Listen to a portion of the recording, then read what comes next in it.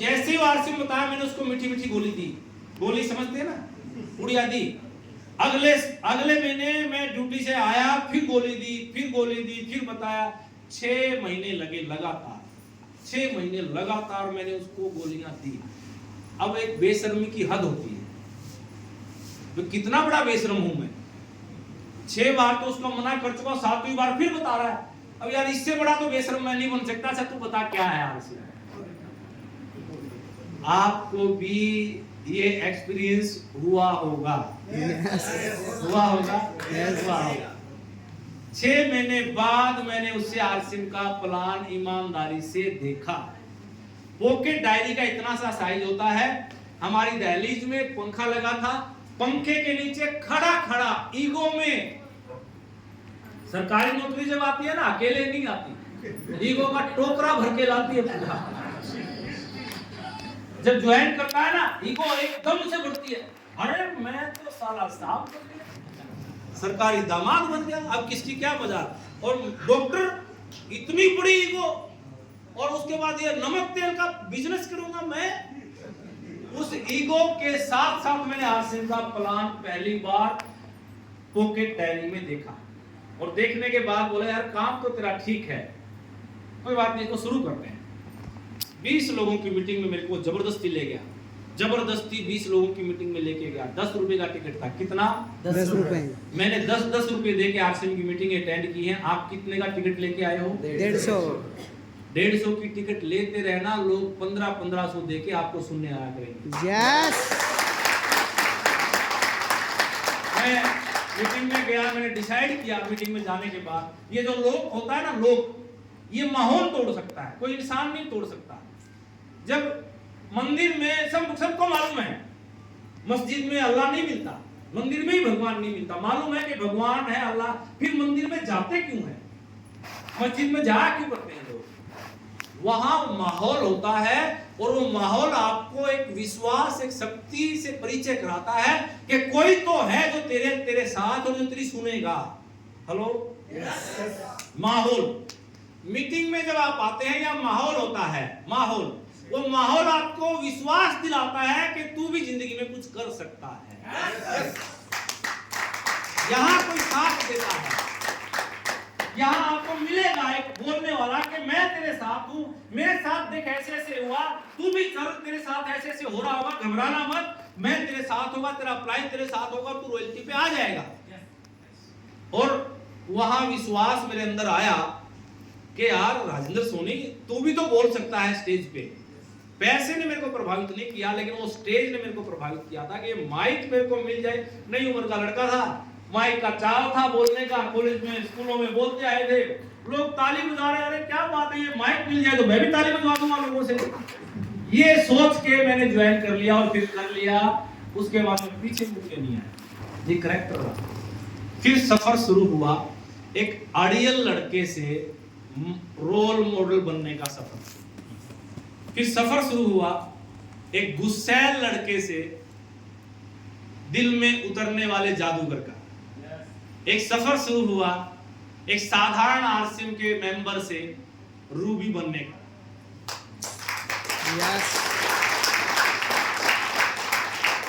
सफर में बहुत उतार चढ़ाव रहे, बहुत उतार चढ़ाव रहे, लेकिन जिद के सामने कुछ भी नहीं टिकता है। दशरथ माझी का एग्जाम्पल आप लोग जरूर जानते होंगे। शनि और हथौड़े से पूरे पहाड़ को तोड़ डाला साहब। जिद है तो पहाड़ को भी रास्ता देना पड़ता है, जिद है तो समुद्र को भी सूख जाना पड़ता है, और जिद है तो कामयाबी को भी गले में बाहें डालने आना पड़ता है। यस।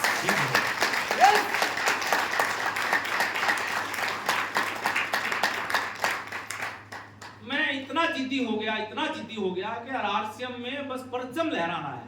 मैं मीटिंग में देखता था तो सारे सिंपल से लोग आते हैं आरसीएम में। पहली बार मिडिल क्लास फैमिलीज को अट्रैक्ट करता है ये बिजनेस। तो मिडिल क्लास फैमिलीज के लोग आते हैं, किसी के पैर में चप्पल है, किसी का ये एक शर्ट आधी बाहर निकली आधी अंदर है, किसी की टाई यहाँ तक जीभ से लटक रही है। तो वो सब टेढ़े मेढ़े लोग आते थे। मैं देखता था यार इनको कॉमन सेंस भी नहीं है, और तू आ गया आरसीएम में, अब तो देखना बस तू इन सबसे ऊपर जाना तेरे, इनके साथ इस भीड़ में तेरे को आना नहीं। मैं शुरू से मानता था तू किसी और के लिए पैदा हुआ है, तू कुछ विशेष करने के लिए पैदा हुआ है, तू इनके जैसा बनेगा नहीं। और मैं एक के बाद एक सारे लेवलों को चीरता लगातार चीरता चला गया।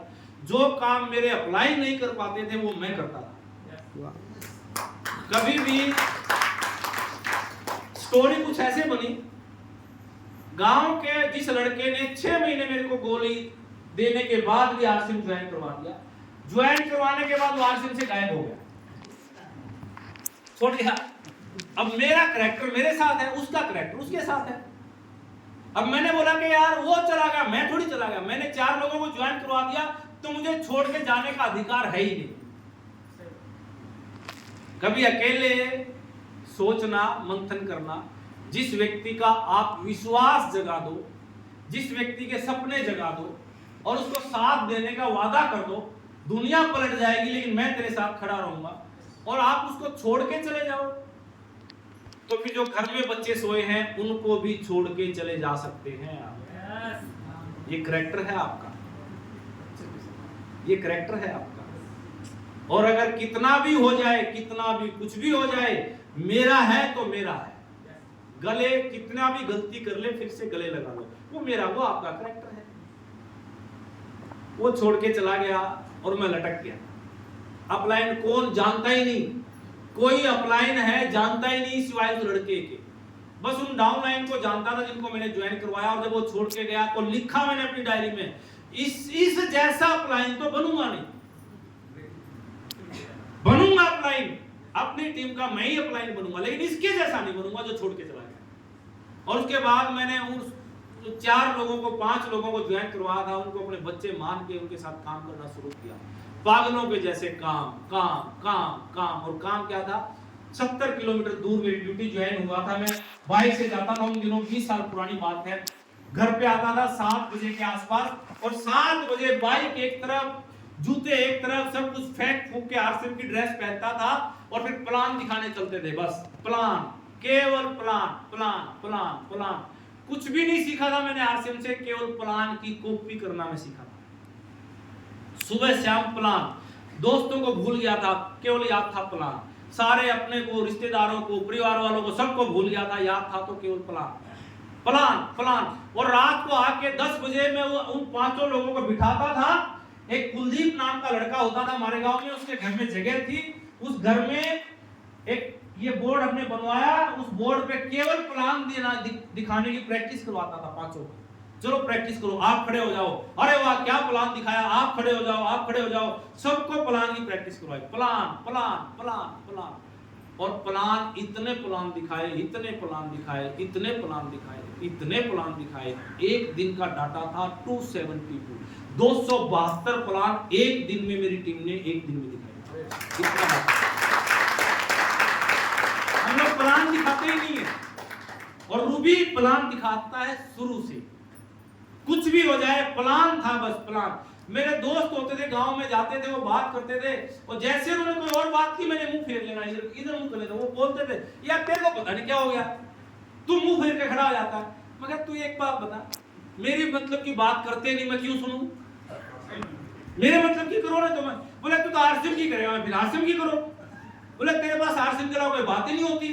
मगर तू बता, तू आरसीएम के अलावा ऐश्वर्या राय की बात करके कितने पैसे कमाता है? बोले उससे क्या पैसे आएंगे? चल मगर तू बता दे। तू सारा दिन क्रिकेट क्रिकेट, नवजोत सिंह सिद्धू होता था उन जमानों में, सरदार जी, कभी उसका जिक्र करता था, कभी एक मांजरेकर, वो विकेट कीपर, वो पुराने लोग, उनका जिक्र कर करके मैं, तू कितने पैसे कमाता है? बोला नहीं, राजनीति की, मोदी की बात करो या राहुल गांधी की बात करो, कितना कमाता है? बोले कितने नहीं। मैं आरसीएम की बात करके लाखों कमाता हूं, बताओ तेरी बात।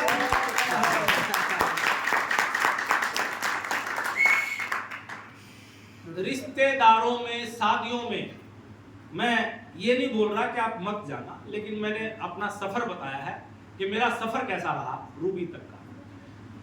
पहले 10 साल, आरसीएम के 10 साल में मैं किसी रिश्तेदार के यहाँ नहीं गया। 10 साल में किसी शादी में नहीं गया। और मैं एक ही चीज बोलता था, कामयाब हो जाऊंगा ना जिस दिन, शादी में बुलाना, फिर 10 दिन पहले आऊंगा। सारी जिम्मेदारी मैं रखूंगा और इतने स्मूथली काम करवाऊंगा आपको पता भी नहीं चलेगा शादी कैसे होगी। अभी मत छेड़ो, अभी छेड़ो ही मत। वो जुनून था, ये जुनून, ये उतार चढ़ाव ये आपके साथ भी आएंगे। अगर टिके रहे जनाब तो रॉयल्टी पे आ जाएंगे। सुरेंद्र जी कहाँ गए? हाँ, रॉयल्टी तक आ जाएंगे। और टिके रहे, गजेंद्र जी बात कर रहे थे टेक्निकल अचीवर हैं आज, टिके रहे शुरू से ही, आज टेक्निकल अचीवर हैं, 10वीं तक भी नहीं पढ़े हैं, टिके रहने का इनको लाभ मिला टेक्निकल अचीवर बनके। आप टिके रहना, परिस्थितियां सबके साथ अलग अलग बनेंगी, मेरे साथ अलग बनी। पैसे उतने शुरुआती दौर में नहीं आए, आरसीएम में खर्चा ज्यादा होता था, माइनस में था। एक महीने मेरी डायरी मेंटेन करता था मैं, प्लस माइनस लिखता था उसके अंदर। मैं और मेरी मिसेज दोनों बैठ के 1 तारीख को साल की 1 जनवरी को हम लोग पूरी डायरी मेंटेन करते थे। इस साल हमने क्या करना है और पिछले साल हमने क्या किया। उस डायरी में आज भी लिखा हुआ है, कभी घर पे आओगे कभी तो पढ़ने का मौका मिलेगा आपको। और वो डायरी मैंने संभाल के रखी हुई है कि कामयाब होने के लिए जो आज आपके साथ चल रहा है वो कल की कहानी है और कुछ भी नहीं। वो दर्द नहीं है साहब जो आज आपको मिल रहा है, बल्कि वो कल सुनाने के लिए कहानी बन रही है। यस, वो डायरी मैंने इसलिए संभाल के रखी है। मेरी डायरी में लिखा है आज भी, वो मुझे डेट याद नहीं है, 2,32,000 के माइनस में था मैं, और रूबी का चेक भी 2,32,000 का ही आया। क्या बात। सतीश पंडित जी बोलते थे, कैसे सुनता था मैं शुरू से ही, वो बोलते थे कि आरसी में इतना काम करो, इतना काम करो, कर्जा जितना कर्जा है एक चेक में सारा कर्जा पार हो जाएगा, खत्म। यस, वो बोलते थे कि इतना फोन करता है यार तेरे कान खराब हो जाएंगे। तो पंडित जी जवाब देते थे इतना पैसा आएगा कान ही नहीं लगवा लेंगे। वो बातें याद कर करके मैं आगे चलता गया। शुरू से ही मेरी टीम में एक कहानी और बताता हूं। एक पागल की ज्वाइनिंग हुई, अड़ियल, मेरे से बड़ा अड़ियल मेरी टीम में ज्वाइन हो गया। मैं जितना अड़ियल था मेरे से ज्यादा बड़ा वो अड़ियल था। सतीश पंडित जी बोलते हैं उसका चलेगा जो इस वक्त यहां मीटिंग में बैठा है। इस वक्त भी कुछ लोग प्लान दिखा रहे होंगे, उनका नहीं चलेगा। यस, ध्यान से सुनना। सतीश पंडित जी बहुत बड़े लीडर हुए, उनके एक सीडी में वो बोलते हैं आरसीएम उस इंसान का चलेगा जो मीटिंग में बैठ के मीटिंग सुन रहा है, मीटिंग के टाइम पे प्लान दिखा रहा है, उसका नहीं चलेगा। मैं ऊपर के हॉल में मीटिंग, वर्कशॉप की मीटिंग, नीचे मैं उस पागल के साथ बहस कर रहा कि मीटिंग में चल, और वो क्या बोल रहा, सर मेरे को अपनी बाइक दे दो, 3 ज्वाइनिंग करवा के आनी है। तो मैं मीटिंग के बाद चले जाना, बोले नहीं जब तक मीटिंग खत्म होगी मैं 3 ज्वाइनिंग लेके आ जाऊंगा। मान ही नहीं रहा, इतना अड़ियल। मैंने हार के उसको बाइक की चाबी दे दी, जा चला जा, और मैं ऊपर मीटिंग में वर्कशॉप की मीटिंग क्या, और मैं जानता था ये लंबे समय तक टिकेगा नहीं, क्योंकि पंडित जी क्या बोलते हैं जो मीटिंग में है उसका चलेगा, जो बाहर है मीटिंग के टाइम पे उसका नहीं चलेगा। तो जब इसका चलेगा ही नहीं छोड़ के जाएगा, तो मैं चलो मैं तो मीटिंग में बैठूंगा, 50 रुपए पेट्रोल ही तो फूक के आएगा और क्या होगा। जहां 2,32,000 का कर्जा है 2,32,000 50 का हो जाएगा। और वो 3 ज्वाइनिंग लेके आया, मीटिंग खत्म हुई। उस पागल ने एक फौजी को ज्वाइन किया बबीना में, मध्य प्रदेश में स्टेशन है बबीना, और उस फौजी ने 12-13 ज्वाइनिंग फटाफट करवा दी। वो भागा मेरे पास आ, सर आपका टाइम चाहिए। मैं कहा कहां? बोले बबीना में। मैं बबीना कहां पड़ता है? बोला ये तो मेरे को भी नहीं पता कहां पड़ता है। पागल अड़ियल था, लेकिन टाइम चाहिए आपको, मैं पता दो कर कहां पड़ता है। बोला मैंने फौजी की ज्वाइनिंग करवाई, उसकी वहां ड्यूटी है, उसने 12 ज्वाइनिंग लगा दी है, और अब आपको जाना पड़ेगा, मेरे को तो आता नहीं कुछ बताना। और वो बबीना पता किया, वो पहली बार मैं ट्रेन में बबीना गया। हरियाणा में जैसे कल्चर है, ठंड का मौसम था, चादर की बुक्कड़ मार रखी, बुक्कड़ समझते हैं ना, तो लपेट रखा, और बैग लेके मैं उतरा। एक ही व्यक्ति उतरा, मोरे, वो फौजी का नाम था मोरेश्वर सामटकर।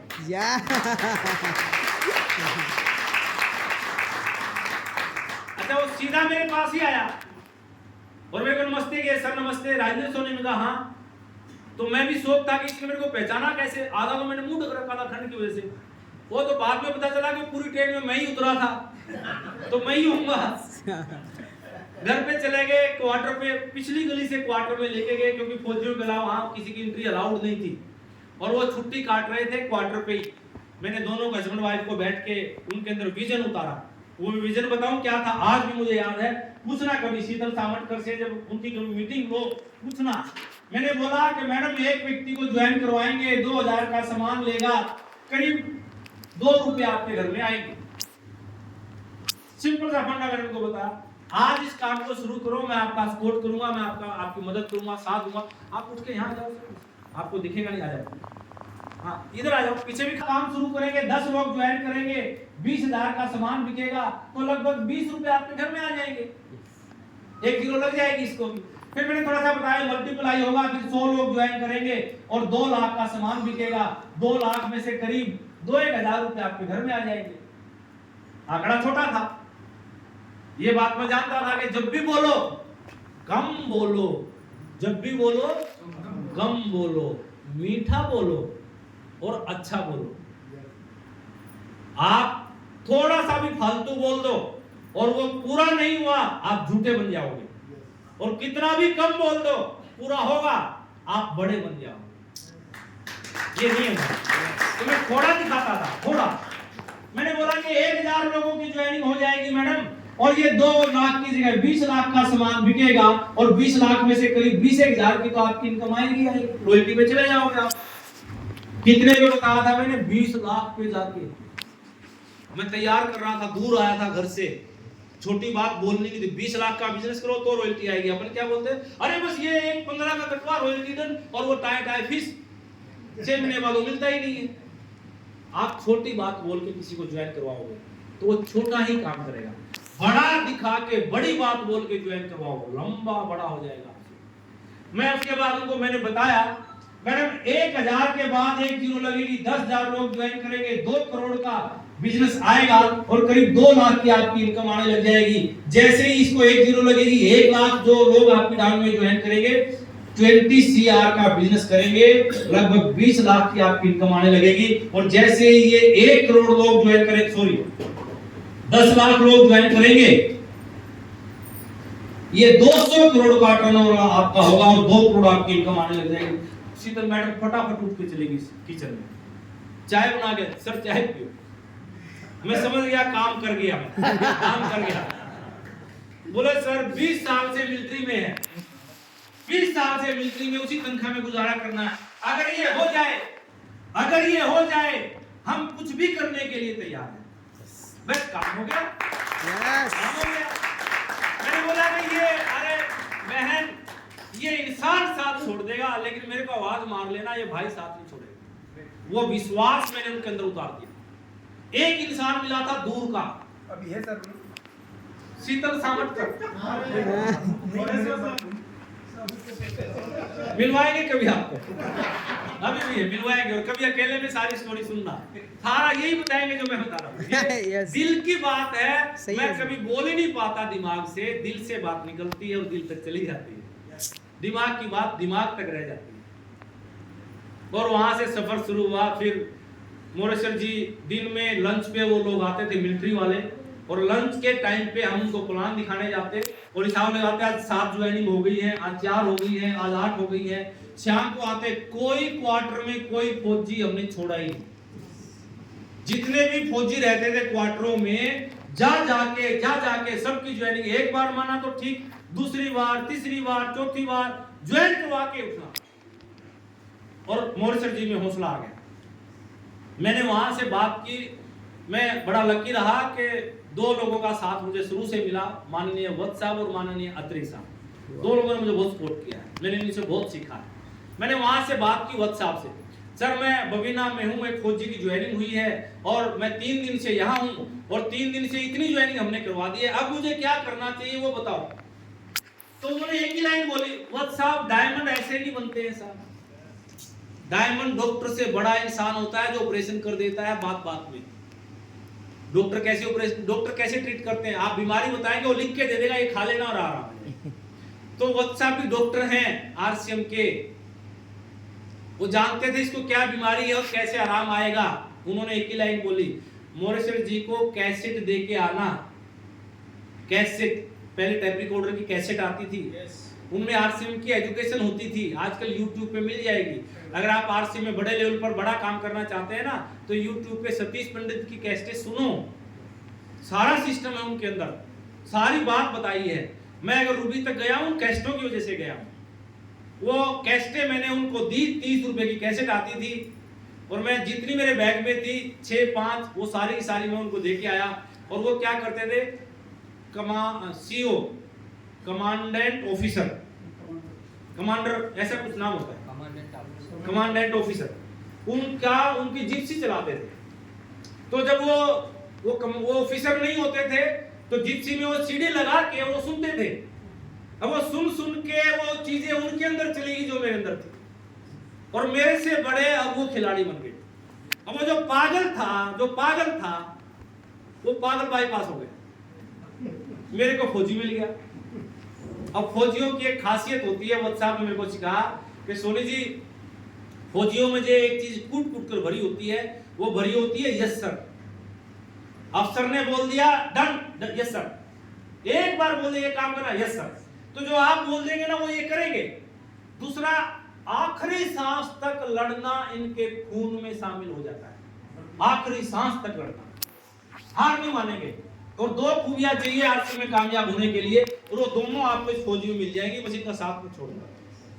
आज मोरेश्वर सामटकर ने पूरे महाराष्ट्र, तेलंगाना, कर्नाटक, कहां वो सारा कारवां मोरेश्वर सामटकर का है, जो फौजी मेरे को मिला। यस। मैसेज क्या है, आपकी टीम में कौन आया ये मायने नहीं करता, आपने उसको क्या बना दिया ये मायने करता है। वो पागल मेरे को उस फौजी को दे गया, अब कौन संभालेगा उस फौजी को, ड्यूटी आपकी है।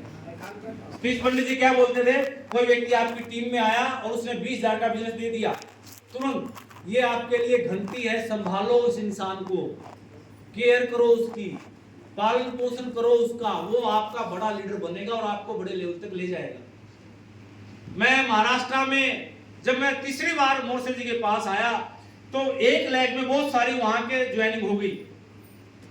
कारवां ये चलता है और बहुत सारे लोगों को बताया भी जाता है। आपको भी आज ये एक मैसेज एक और ले लीजिए आप, ये आप है, ये आपकी 2 लाख कम से कम चलेंगी। तो 1 लाख ये यहां चल गई, मैंने बोला कि 1 लाख तो ये बबीना में चल गई मोरेश्वर जी, दूसरी लाख बहुत दूर चलानी है, बहुत दूर। हम क्या करते हैं, एक ही गली में दोनों लाख खोल के बैठ जाते हैं, वो बड़ा बिजनेस नहीं होने देंगे। बड़ा बिजनेस करना है तो दूसरी लाख को दूर ले जाओ, और जब दूर बिजनेस करोगे ना पसीना आएगा, और पसीना आए बिना बड़े बन नहीं सकते। नियम है, दर्द आदमी को बड़ा मर्द बनाता है। मैंने बोला कि दूसरी ज्वाइनिंग बहुत दूर करवानी है, आप महाराष्ट्र में रहते तो महाराष्ट्र में लेके जाओ इस लाख को। बोले सर महाराष्ट्र में 20 साल हो गए, मैं गया नहीं हूँ वहां, मैं सब कुछ बेच बाच के मिलिट्री में हूँ, कोई नहीं है मेरा वहां, एक माँ है बूढ़ी, एक बाप है, बस और कोई नहीं है। तो मैं किसी को तो जानते हो, बोले किसी को नहीं मैं जानता। घुमा फिरा के बात आई, साला तो होगा। हाँ बोले वो तो है, बस वही तो चाहिए।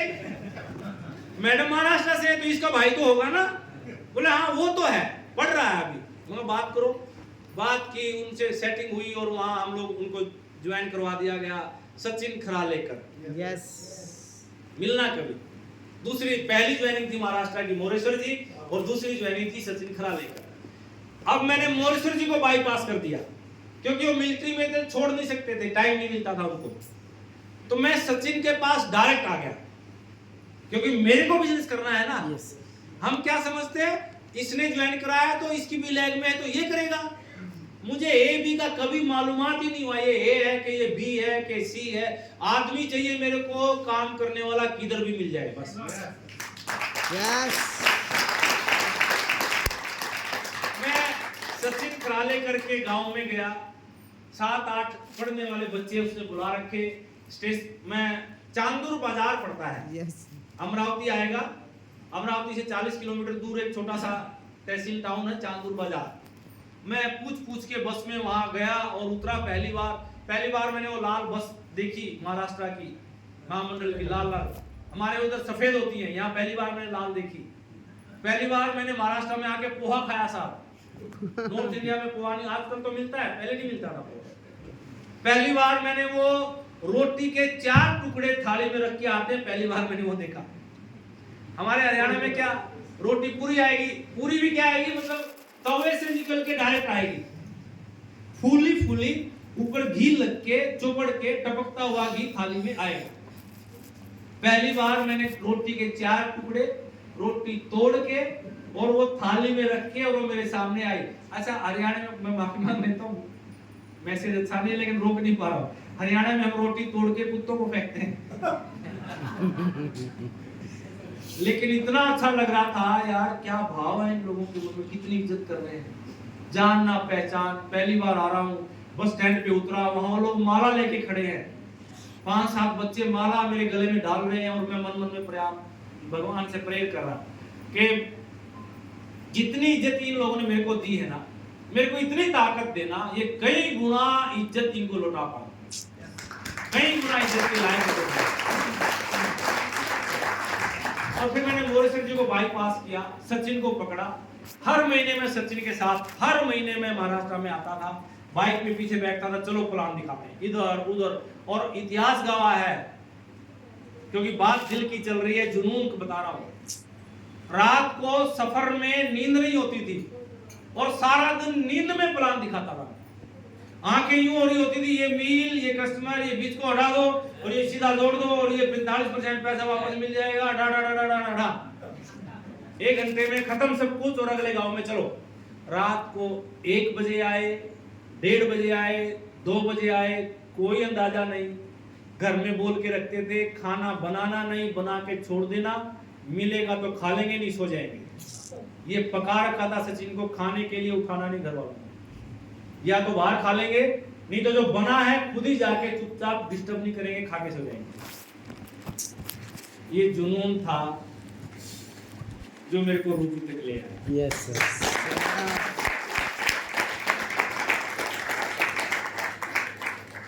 और उसके बाद मोरेश्वर जी की बाइक नहीं रुकी, पैशन उनके पास बाइक थी, passion pro, passion pro, passion plus, क्या स्प्लेंडर जिसकी आती थी उसकी पैशन भी आती थी, ऐसे ही कुछ था। अब पुरानी बातें हैं, इतनी दौड़ाई है वो, इतनी दौड़ाई है, इतनी दौड़ाई है, सारे पुर्जे बदलवाए लेकिन उसको चलने से रोका नहीं, चल।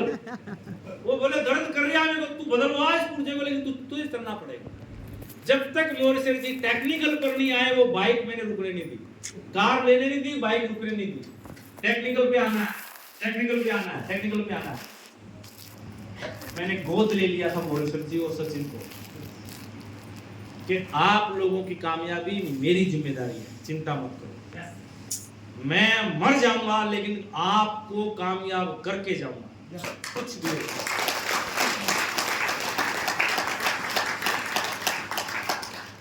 एक दौर ऐसा था जब हौसला टूट रहा था, बिजनेस नहीं बढ़ रहा था। मेरा एक बच्चा प्रीमेच्योर रहा, 8 मंथ में डिलीवरी हो गई थी सर, तो नर्सरी में रहा और फिर वो डेवलपमेंट उतना हो नहीं पाया बॉडी का, तो इम्यूनिटी वीक थी, तो बार इन्फेक्शन होना, फीवर आना और नोजी ये कोल्ड, बस वो बार बुखार। टाइम दिया हुआ चांदूर बाजार का मेरे को आना है, बिजनेस बढ़ नहीं रहा, घूम फिर के, पहले ज्वाइनिंगों से बिजनेस होता था, घूम फिर के वही, कुछ लोग आते, कुछ छड़े छोड़ के चले जाते, कुछ नए आते, कुछ पुराने गायब हो जाते, कोई परचेज करता, कोई नहीं करता, वो सिलसिला चल रहा था, स्ट्रगल चल रहा था। मैं ट्रेन में बैठा, एपी एक्सप्रेस दिल्ली से 5:30 में चलती थी, नागपुर उतारती थी वो, साइड वाले स्लीपर में मैं बैठा हुआ और खिड़की से बाहर देख रहा। बच्चे को बुखार था, मैं छोड़ के आया और गुस्से में मैडम ने बैग फेंक के मारा था। इस इंसान का क्या करूं? ना इसको बच्चा दिखता है, ना मैं दिखती हूं, इसको कुछ भी नहीं दिखता, बस अपना मजा दिखता है। ये माफी मांग लेता हूं, इंसान करता किसके लिए है सारी उम्र? बच्चों के लिए, परिवार के लिए। लेकिन परिवार को ये कभी महसूस नहीं होता कि हमारे लिए करता है, कभी महसूस नहीं होता है। ये आप लोगों को बहुत देर बाद समझ में आता है कि हमारे लिए ही कर रहा था। तो उसको क्या लगा, अपने मजे के लिए यार उसने बैग फेंक के मारा और मैं चुपचाप बैग उठा के चल दिया। ट्रेन में बैठे बैठे विचार आ रहे थे, ये क्या काम शुरू कर दिया, क्या काम शुरू कर दिया। ठीक ठाक नौकरी चल रही थी, ठीक ठाक घर चल रहा था, इज्जत थी, क्या क्या पंगा ले, बढ़ ही नहीं रहा है। एक को ज्वाइन करवाओ 4 गायब हो जाते हैं। घर में बच्चे की कोई परवाह नहीं, घर वाले आजकल बात नहीं करते, भाई लोग बात फोन नहीं उठाते तेरा, ऑफिस में डिफॉल्टर है, रेस्पेक्ट नहीं मिलती उतनी, क्या काम शुरू करे, पैसे नहीं आ रहे, -2,32,000 करेगा क्या। और दूर दूर तक रॉयल्टी नहीं दिखती थी साहब, दूर दूर तक कामयाबी नहीं दिखती थी, आंखों से कब पानी आ गया बैठे बैठे पता नहीं चला। लेकिन अंदर एक दूसरा इंसान भी था, दूसरा इंसान भी था। उसने बोला, सोनी जिस काम को शुरू किया है खत्म किए बिना वापस मुड़ नहीं सकते।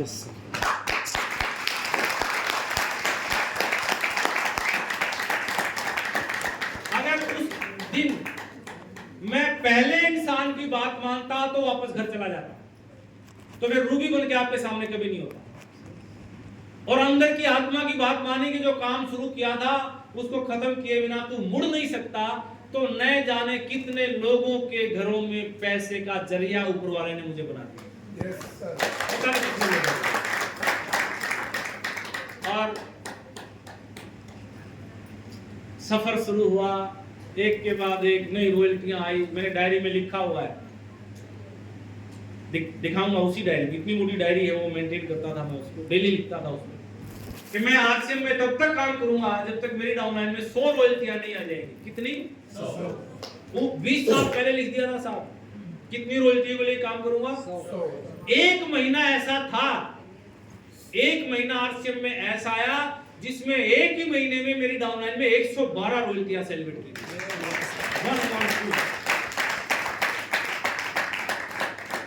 अब रॉयल्टी कितनी है मुझे मालूम ही नहीं पड़ता। हर महीने कहीं ना कहीं सेलिब्रेशन होता है रॉयल्टी का। आज भी एक नई रॉयल्टी का सेलिब्रेशन हमने किया, अब मालूम ही नहीं है। अब नया टारगेट बनाया हुआ है 100 टेक्निकल, जब तक नहीं आएंगे तब तक रुकूंगा नहीं।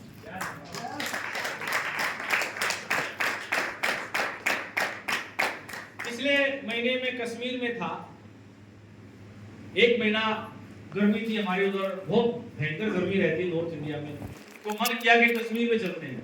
एक महीना पूरा लगाया हुआ, घूमे फिरे, मस्ती की, और अमरनाथ यात्रा में बोल के मैंने ड्यूटी लगवा ली अपनी, तो वो ड्यूटी भी साथ साथ चल रही थी और मौज मस्ती भी साथ साथ चल रही। तो मैंने वहां बहुत सारे लोगों से बात की। बात करने के बाद पता चला कि नहीं, हम आरसीएम, ये लोग रिजिड हैं, आरसीएम नहीं करते, क्योंकि एक हिस्सा ये अपने आप को अलग मानते हैं कि हिंदुस्तान से अलग है कश्मीर, ऐसा ये मानते हैं। और उन लोगों को की बात ये लोग नहीं मानते, ऐसा कुछ मेरे दिमाग में ऑब्जर्वेशन आई। लेकिन मैंने महसूस किया, अगर तू यहां टिक गया, परमात्मा ने तेरे कदमों में पता नहीं क्या डाल रखा है, अगर ये कदम यहां रुक गए, इनको मानना पड़ेगा। कैसे? बड़ी बात बोल गया मैं, लेकिन फिर बोल रहा हूं, मेरे तार वहां जुड़े रहते हैं, मेरे को पता ही चलता है। मेरे मन में विचार आया, आज नहीं तो कल 10, 5, 50, 100 लोग तो जोड़ ही दूंगा। अब 100 लोग जोड़ देंगे, उग्रवाद ज्यादा है वहां, गोलियों से वो लोग डरते नहीं है, तो ये उग्रवाद खत्म कर सकता है तो आरसीएम कर सकता है। जब ये गोली उठाएंगे, सामने डाउनलाइन दिखेगा, मारेगा किसको? या टॉप लाइन दिखेगा, मारेगा किसको? तो सही मायने में अगर आरसीएम की जरूरत है तो कश्मीर को जरूरत है। और मैं प्रॉमिस करके आ गया, आप ज्वाइन करो ना करो, लेकिन ये सोनी बिजनेस यहाँ करके दिखाएगा। और मैं गया, ये मेरा इरादा है, ये मेरा इरादा है, पूरे इंडिया का बिजनेस एक तरफ और कश्मीर का बिजनेस एक तरफ खड़ा करके दिखाऊंगा। जहां बिजनेस हो नहीं सकता वहां मैं करके दिखाऊंगा। ये इरादा ये शुरू से रहा। अमरावती में जब मैंने बिजनेस शुरू किया, मैं और अत्री जी नागपुर रेलवे स्टेशन पे, और एक नागपुर का बड़ा अचीवर है लाल अचीवर, उन दिनों में अत्री जी को ये बोल रहा है, सर आप लोगों ने गलत शहर में बिजनेस शुरू किया है। बोले क्यों? बोले अमरावती के हर चौथे घर में कंपनी खुली हुई है और हम वहां 7 साल से प्रयास कर चुके, कुछ नहीं होता। मैं भी सुन रहा था, मैं कह यार गलत इंसान से पंगा ले लिया। ये अमरावती मेरे हिस्से में आ गई, अब मैं क्या करूं? आ गई तो आ गई। अब अमरावती में आरसीएम ही चलता है, कंपनियां नहीं चलती साहब। डंका बजता है। आरसीएम का ही डंका बजता है वहां। दूसरी कंपनियों का अपने अपनी तली तपड़ी उठा के भाग गए सारे लोग। अब आरसीएम उस मुकाम पे आ गया कि आप किसी को बताओ ना करने की गुंजाइश ही नहीं होती है। फ्री में ज्वाइनिंग है, फ्री में, कोई पैसा आपका लगता नहीं।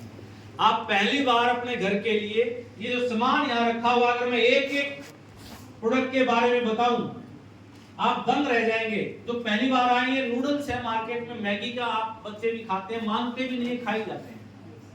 और जबकि सही मायने में अगर आप इस मैदे को पहचान लें तो हमारे बच्चों को शुरू से ही नपुंसक बनाने का तैयारी है। इतना भयंकर षड्यंत्र है, आप समझ नहीं पाते। कितने दिन तक इस मैदे को सड़ाया जाता है, सड़ाने के बाद नूडल बनता है ताकि वो यूं का ठीक रह सके। फिर केमिकल डाले जाते हैं ताकि वो इतने दिन तक एक्सपायर ना हो, और वो बच्चे के पेट में जाएगा, इंटेस्टाइन उसको डाइजेस्ट करेगी, तो सेल्स में जाएगा क्या? मैदा, न्यूट्रिशन तो गए नहीं, तो सेल्स उसको वो चीज नहीं देंगी जो वो मांग रहा है शरीर। हमने नूडल बनाया और हमने ये लिखा, हमने ये सोचा अगर इस प्रोडक्ट की क्वालिटी देख के मार्केट के नूडल्स अपनी क्वालिटी बदल लें तो हम समझेंगे हम कामयाब हो गए, हम बिके ना बिके। ये उस क्वालिटी से तैयार किया गया है। एक पैकेट में 2 अंडे में जितना प्रोटीन होता है उतना एक पैकेट में है। बच्चा मैगी मांगेगा, रोएगा, नहीं देंगे तो खाएगा, छुप के खाएगा, पैसे लेके बाजार में जाके खाएगा, रोकेंगे कैसे उसको? अगर आप घर में मैगी ले आए और बना के दे दे और बच्चे ने पूरा पैकेट खाया, चिंता की क्या बात है? 2 अंडे खाए हैं ना, कबाड़ा थोड़ी खाया है। तो ये इतनी अच्छे अच्छे प्रोडक्ट हैं, आपको मैं क्या बताऊं। अगर मैं इस प्रोटीन की बात करता हूं, प्रोटीन हाई फाइबर डाइट है, हाई फाइबर। पेट की, इंटेस्टाइन की कितनी भी बीमारियां हैं इस वजह से होती हैं, फाइबर नहीं जा रहा बॉडी में, हम खा ही नहीं रहे। सलाद खाते हैं कभी? देखो साहब, एक खीरा काट, कभी तो पहली तो बात घर में खीरा आता ही नहीं, आता है तो एक काटा जाता है, पूरा परिवार खा लेता है। यही होता है ना। सब्जी में टमाटर डलते हैं, कितने टमाटर डलते हैं सब्जी में? एक या दो, और पूरा परिवार उस सब्जी को खा लेता है, तो कितना गया है आपकी बॉडी में? जबकि फाइबर का मतलब, सलाद का मतलब ये है खाने से पहले फुल प्लेट, पूरी प्लेट एक इंसान को सलाद खाना चाहिए, खा नहीं पाते। आप इसकी सब्जी बना लो हफ्ते में 2 बार 3 बार, जैसे लगे। गर्म पानी में डाला, पूरा निचोड़ा, दाल में डाल दो, सब्जी में डाल दो, राइस में डाल दो, रायते में डाल दो, खीर में डाल दो, और कुछ भी नहीं तो इसी को तड़का लगा लो, बस इसको पेट में भेज दो, सारा काम अपने आप कर देगी।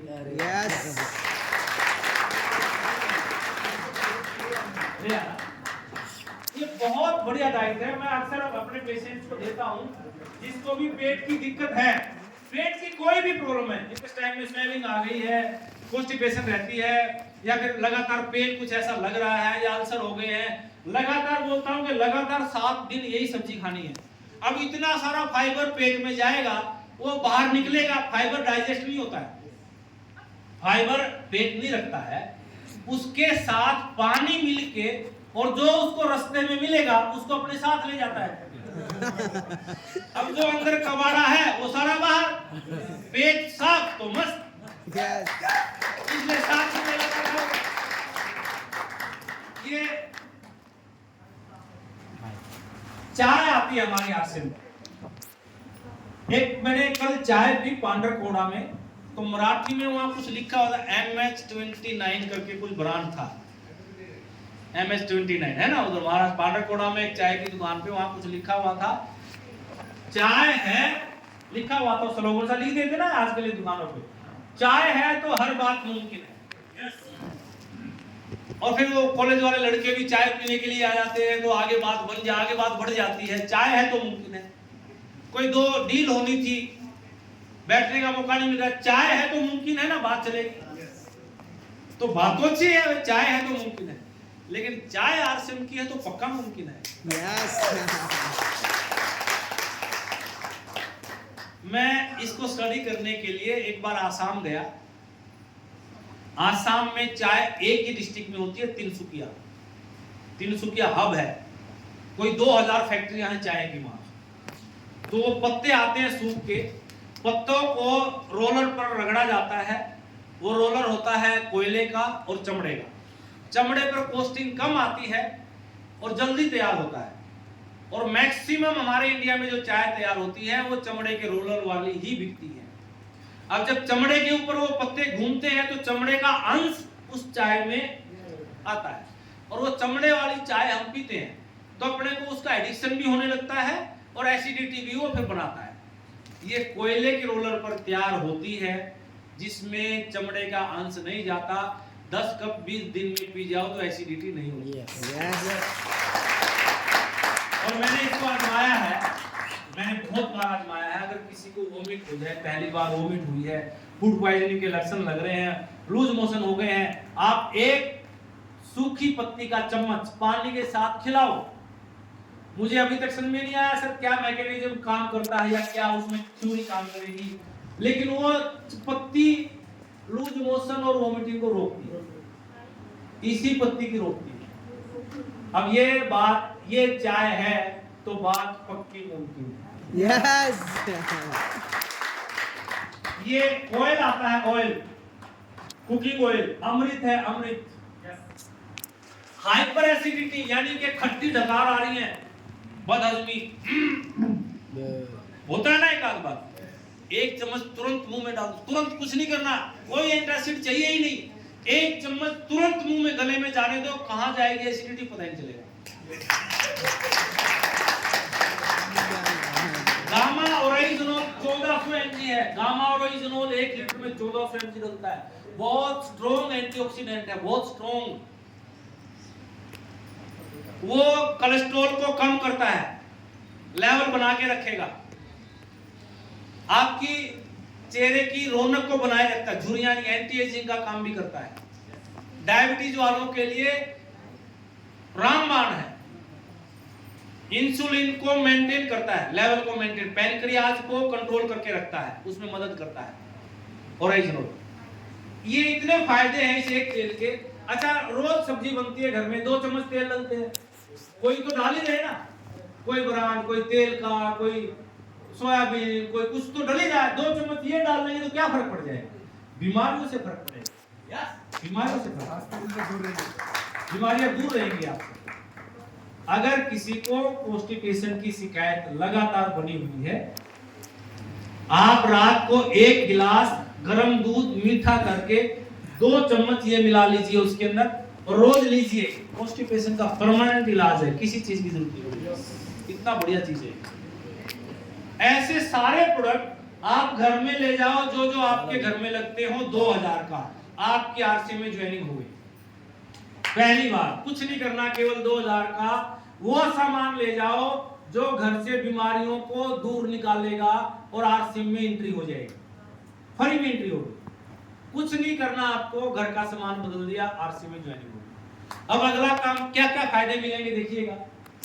अभी बताया था प्लान, 2 फायदे में बताता हूं उसमें से। पहला फायदा, 6 महीने तक जितना भी आपने सामान खरीदा लगातार, सपोज करते हैं 1500 पीवी, पीवी का मतलब होता है परचेज वॉल्यूम, और 2 रुपए के सामान में 1 पीवी आपको मिलता है, लगभग 50% पीवी आपको मिलता है।